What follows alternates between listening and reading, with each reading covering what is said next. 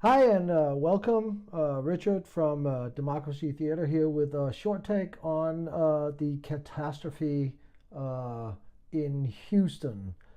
Uh, I don't want to talk so much about the catastrophe or the uh, the devastation that has happened to the people in Houston, and this might sound a little cold and a little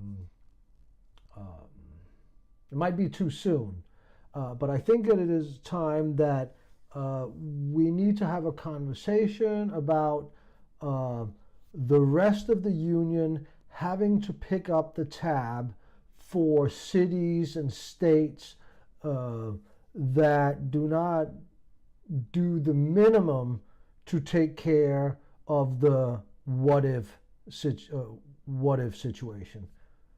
I clearly understand that this is a storm in 1,000 years, but come on now.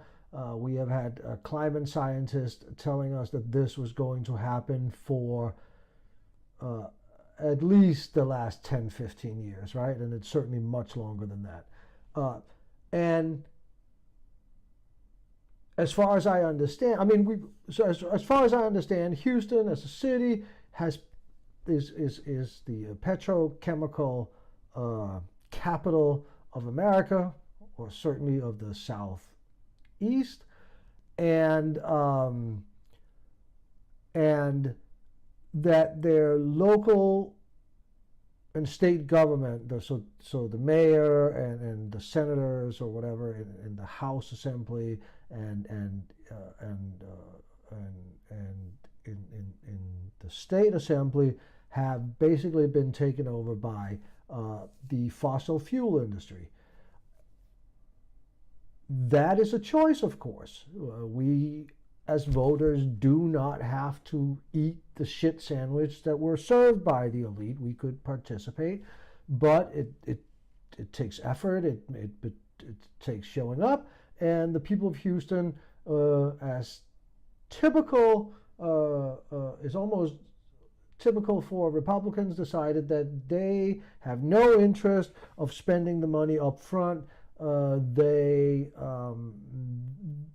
you know, they don't want to spend any money on prevention, and then they expect the rest of the union to pick up the tab uh, when when the what if situation does happen, and we're going to have many more situations like this happen. So therefore, I think that it's time for us to set a federal minimum standard for buildings and for infrastructure, for the way we store chemicals, and for all the what if situations.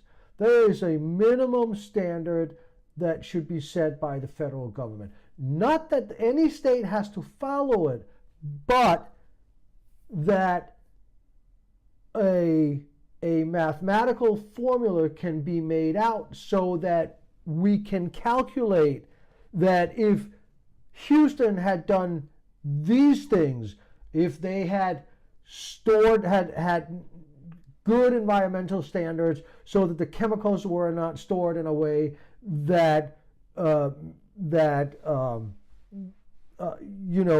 makes it combustible and dangerous, and it mixes together and it flows into the water. And I mean, we are about to find out just how, they're not. So a standard for that, a standard for how we build our houses, especially here in California, about earthquake. And then the state can decide, the voters can decide, the politicians in that state can decide, we're going to do better, or we're going to do the minimum, or we're going to do whatever, like Houston, and have no building code, I guess, so you could put factories in the middle of residential areas and so forth and so on.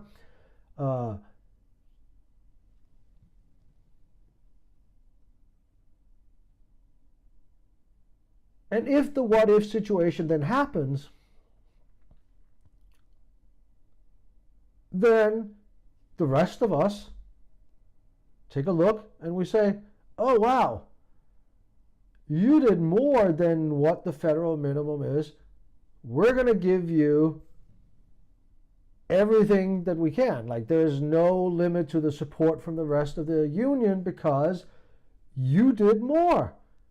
You didn't try to just, hey man, we're going to not raise the taxes and pay for the infrastructure that we need now. We don't want to bother the voters with that kind of stuff. Or God forbid they wouldn't put us back in office when we spent some money on infrastructure and that kind of stuff. So those deferred payments are not going to be deferred out to the rest of the union, right? So here's a state did well, all the support in the world. You did the standard, what you're supposed to, or not what you're supposed to, but you're doing the minimum requirement of what the state or what the federal government comes out with scientifically and so forth. You know, standards set by scientists and engineers and that kind of stuff, right? Those kind of people, not that kind of stuff, those kind of people. Well, whatever, I'll get better at this.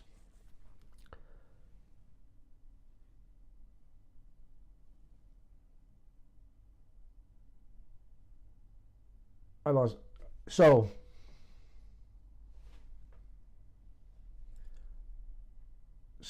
a state that has done more, the federal government come in, we'll do whatever we take. As a matter of fact, we're going to look at, because obviously this, you did more and it still caused more problems than what we expected. We're going to help you rebuild. We're going to help you investigate, and we're going to use this to set new standards so that we now know what is next. One that does what the normal, what the minimum is, well, we'll help them restore, and then hopefully they will go tell their citizens, hey, listen, we need to upgrade. We're going to raise the taxes. We're going to come in and do that. And then there is the states that deferred the payment. Well, we should stop letting them defer the payment to the rest of the union.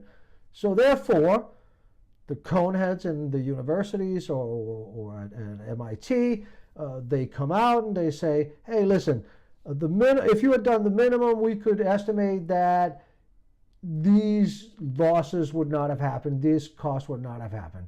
We're going to pay up until that. We're not going to pay that.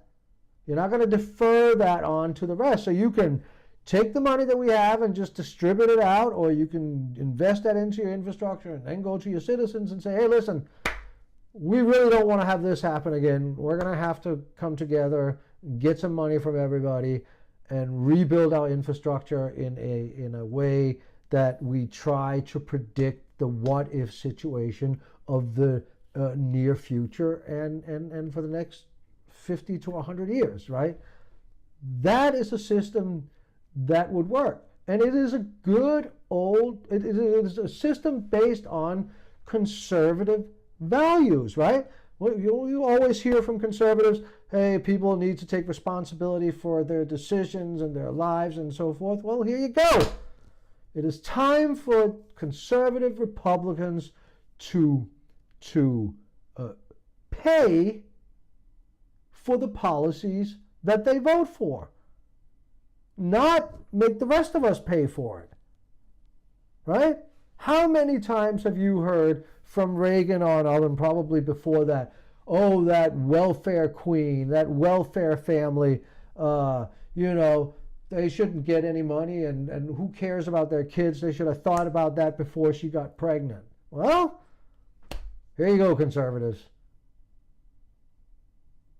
You should have thought about giving the petrol companies so much latitude that we're now having explosions and controlled and uncontrolled releases of poison into the atmosphere in your neighborhood, but it will spread around to everybody because you didn't bother to hold them checked, because it was hard work, right? Apparently you have no city planning, overbuilding, whatever it is, caused additional destruction and probably lost additional lives because of that. Because why? Because you didn't want to pay for it. Because you didn't want the bothersome regulations. Well, fine. We shouldn't have to pay for that.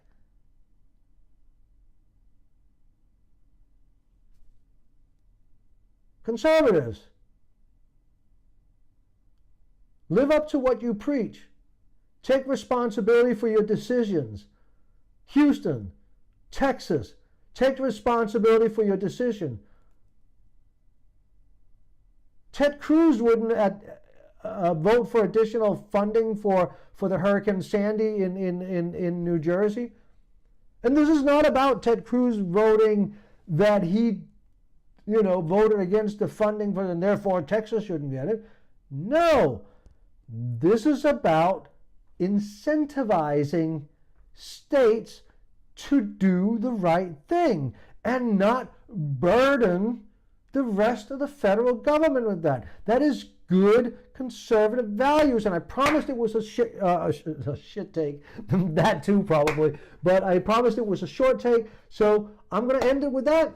It's time for conservatives to pay for conservative policies and stop burdening the rest of the union with those expenses. Thank you very much. I love you. Hope to talk to you again very soon.